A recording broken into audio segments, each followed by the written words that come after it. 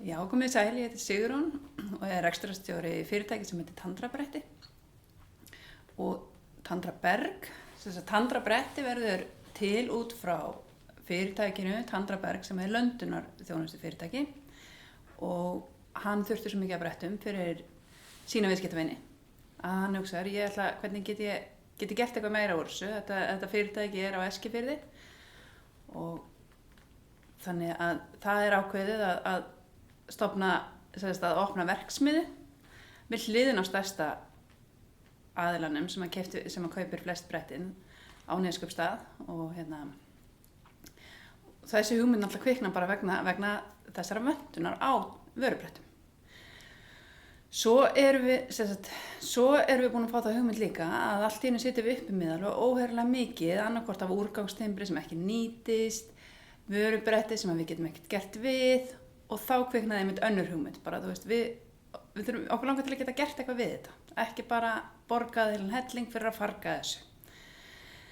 Þannig að þetta hefur svona aðeins vaxið og núna erum við keyptum okkur vél til þess að kurla niður þennan úrgang af brettum og sáum fram að það myndi líka nýtast að kurla bara úr, það er svo mikið skógrækt fyrir austan og það þarf svo ofta að grisja og þá getum við tekið við þeim þeirra afur líka og svo seljum við þetta til bænda og þetta fer aðalega undir hesta og einnig höfum við verið að selja þetta beint í húshitun.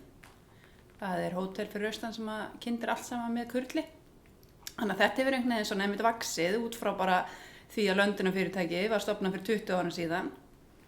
15 árum seinna var bara ákveðið að smíða brettaverksmiðju og nú erum við farin að kurla niður timbrið.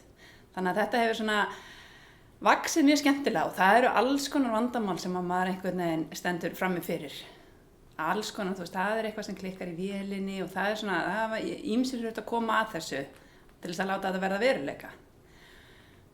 En þegar maður fer í gang með svona fyrirtækjarekstur og fær einhverja hugmynd, þá verður maður svolítið að átta sig á eins og í þessu tilfelli okkur. Við vorum bara allir með úrgangstimbur og við förum ekki að kurla nema að við vitum að einhver sé að fara að kaupa þetta.